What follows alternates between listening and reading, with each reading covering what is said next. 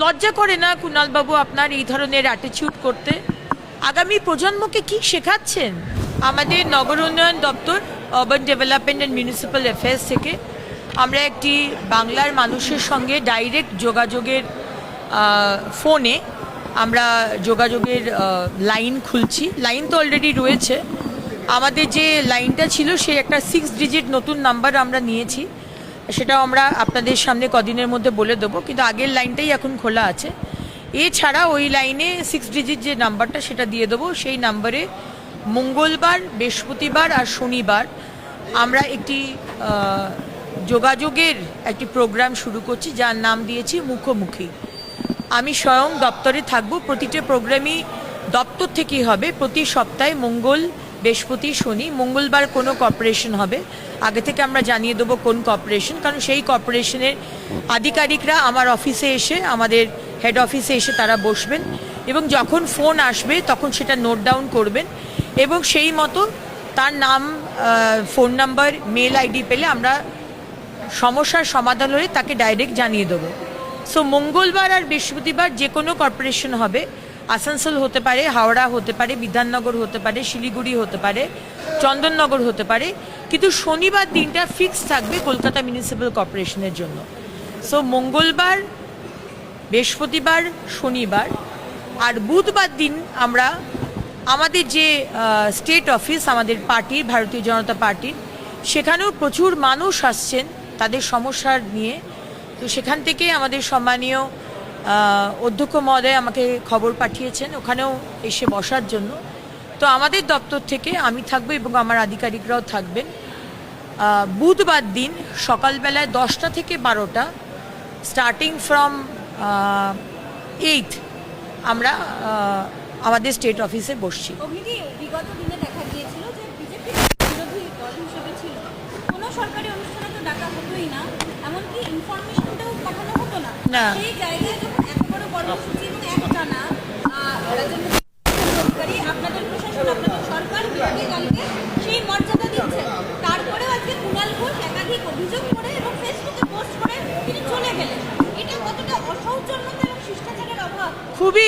খুবই নোংরা রাজনীতি, খুবই রাজনীতি বলবো না, কুণালবাবুর মানসিকতাটা বরাবরই খুবই, আমি কাউকে পার্সোনাল অ্যাটাক করতে চাই না, কিন্তু যেদিন একটি লাইভ টেলিভিশন প্রোগ্রামে উনি আমাকে বেহায়া, নির্লজ্জ মহিলা বলেছিলেন, সেদিনকেই বুঝতে পেরেছিলাম যে এই লোকটার আর যা কিছু থাকুক অন্তত মহিলাদের সম্মান বা মানুষকে সম্মান করার সেই ভদ্রতাটুকু নেই।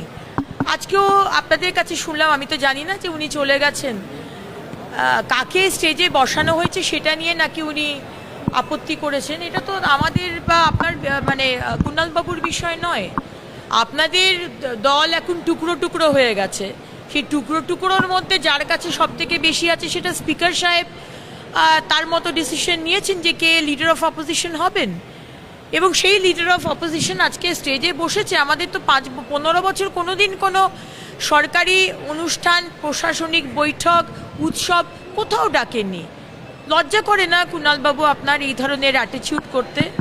আগামী প্রজন্মকে কি শেখাচ্ছেন এই নোংরা রাজনীতি করে? কাকে স্টেজে বসানো হবে, কে নিচে বসবে সেটা সম্পূর্ণ স্পিকার মহোদয়ের। আমরা দেখিয়ে দিয়েছি, আমাদের মাননীয় মুখ্যমন্ত্রী একবার নয় বারবার দেখিয়েছেন যে কিভাবে উন্নয়নের কাজে আমরা সবাইকে পাশে চাই।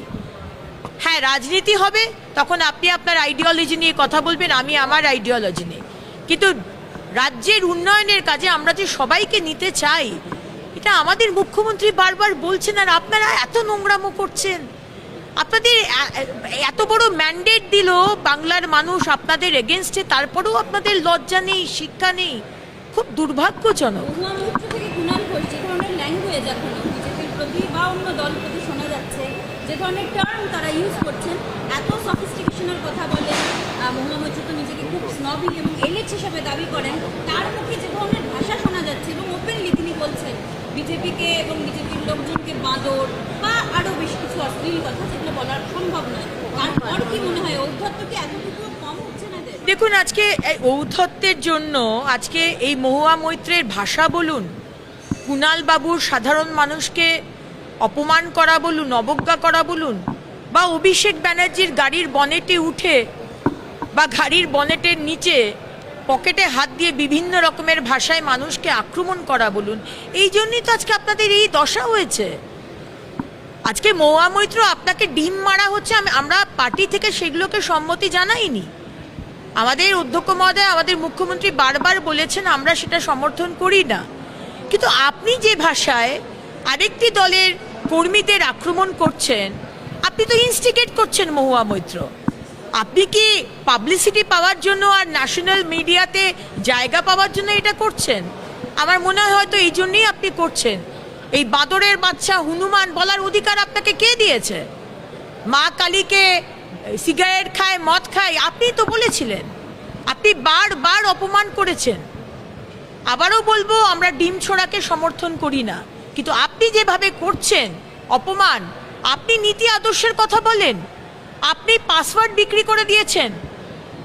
আপনি পাসওয়ার্ড কোনো কোম্পানিকে দিয়েছিলেন যেটা একেবারে ভারতবর্ষের সিকিউরিটির জন্য অত্যন্ত গুরুত্বপূর্ণ। আপনি যে কিছু পাননি তার বদলে তা তো নন, এটা গিভ অ্যান্ড টেক পলিসিতে আপনার হয়েছিল। তো আপনি অন্তত নীতি আদর্শের কথা আপনার মুখ থেকে বাংলার ছেলেমেয়েরা শুনতে চায় না। হুমায়ুন কবির আজকে তো তিনি আসেননি। হুমায়ুন কবির আবার পাকিস্তানের সাথে ভারতের শান্তির দূত হিসেবে সই করছেন, পাকিস্তানকে বন্ধু বানাতে চান এবং বলছেন তিনি যা করছেন সবটাই তার দলকে বাঁচানোর জন্য। দলকে বাঁচানোর জন্য হিন্দুদের ওপর এরকম টার্গেটিং কথা। দেখুন, এই ধরনের মানুষ পাকিস্তানকে বন্ধু বানাবেন না, চায়নাকে বানাবেন না, বাংলাদেশকে বানাবেন, সেটা আপনার দায়িত্ব নয়, আমারও দায়িত্ব নয়, সেটা মাননীয় প্রধানমন্ত্রীর দায়িত্ব। আপনি বলার কেউ নই। আপনার যদি সেটা দেখার দরকার হয়, আপনি পশ্চিমবঙ্গকে দেখুন। আপনি মুসলমান সম্প্রদায়কে ইনস্টিগেট করছেন। আপনি এমন এমন জনপ্রতিনিধি হয়ে কথা বলছেন যেটা আপনার একেবারেই উচিত নয় এরকম কথা বলা। জনপ্রতিনিধি হয়ে কথা বলতে গেলে অনেক দায়িত্ব নিয়ে কথা বলতে হবে। আপনি শুধু মুসলমানের জনপ্রতিনিধি নয়, আপনি হিন্দুদেরও জনপ্রতিনিধি। আপনি বারবার বলছেন, আপনি সরকার, আমাদের সরকার হওয়ার আগে বলেছেন, আমাদের সরকার হওয়ার পরে বলছেন, আপনাকে মাননীয় মুখ্যমন্ত্রী অ্যালার্ট করছেন, ওয়ার্ন করছেন। সুতরাং হুমায়ুন কবির, যেটা আপনার দায়িত্ব নয়, দেশের প্রধানমন্ত্রীর দায়িত্ব, তো তার উপর ছেড়ে দিন না। আপনার যেটুকু জুরিসডিকশন আপনি সেটাকে দেখুন, তার বেশি কাজ করার না আপনার দরকার না আমার দরকার। উস্কাবেন না, নয়তো ইউএপিএ যে আইন আসে দেশদ্রোহিতার আইন, সেটা আপনার উপর লাগানো হবে। রাজ্য সরকারের তরফ থেকে একটা সিদ্ধান্ত নেওয়া হয়েছে, এবার আর্থিক যে ভার বা আর্থিক দপ্তরের যে ভার পঞ্চায়েতের ক্ষেত্রে, সেটা পঞ্চায়েত প্রধানের উপর আর থাকছে না, পঞ্চায়েতের যিনি অ্যাসিস্ট্যান্ট সরকারি আধিকারিক থাকবেন তার উপর থাকছে। এটা কতটা গুরুত্বপূর্ণ? না, এটা তো কোনো দেওয়া হয়নি। এটা কোথায় দেওয়া হয়েছে? বিষয়টা আমি জানি না, বিষয়টা জেনে বলবো। দিদি, রাজ্য সভাপতি সমালোচনা করেছেন চারকোলদের বিজেপিতে এবং যারা দিকে দিকে নানান রকম উৎপাত করে বেড়াচ্ছেন, কতটা সমস্যা তৈরি করেছেন যারা আপনারা যে বহুদিন ধরে এই রাজনীতিটা করছেন? না না, এটা একেবারেই চলবে না। যারা 4 তারিখ থেকে আপনারা আমাদের থেকে বেশি বিজেপি হয়ে গেছেন, আপনারা কপালে গেরুয়া লাগিয়ে, গেরুয়া আবির লাগিয়ে আর হাতে ঝান্ডা নিয়ে ভাববেন না যে আপনারা বিরাট বিজেপি হয়ে গেছেন। আমরা আপনাদের ঢুকতে দেবো না যতক্ষণ না আমাদের মাননীয় অধ্যক্ষ মহোদয় শ্রমিক ভট্টাচার্য এবং আমাদের মুখ্যমন্ত্রী সেটার পারমিশন দেন। পারমিশন দেবেন, আপনারা দলে ঢুকবেন। তার আগে আপনাদের আমরা দলে ঢুকতে দেবো না, আপনি যতই আবির মাখুন আর যতই হাতে ঝান্ডা নেন।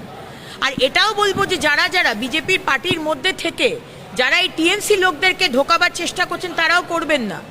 এটা আমরা ধরে নেবো যে আপনি পার্টি বিরোধী কাজ করছেন। তো দু তরফ থেকেই আমার মনে হয় ওয়ার্নিং দেওয়া দরকার। যারা টিএমসিতে ছিলেন, সুবিধা পাওয়ার জন্য টিএমসিতে ছিলেন, আবার সুবিধা পাওয়ার জন্য আমাদের দলে আসতে চাইছেন, বিওয়্যার। আর যারা আমাদের দলের কার্যকর্তা, যারা ভাবছেন যে আমাদের সামনে কর্পোরেশন ইলেকশন আছে, তো টিএমসি লোকদের নিয়ে এসে দল ভারী করি, করবেন না। যতক্ষণ না সম্মানীয় অধ্যক্ষ মহোদয়, আমাদের শ্রমিক ভট্টাচার্য মহাশয় ইনস্ট্রাকশন দিচ্ছেন, ততদিন এই ধরনের কাজ করবেন না, because it will be taken as anti party activity.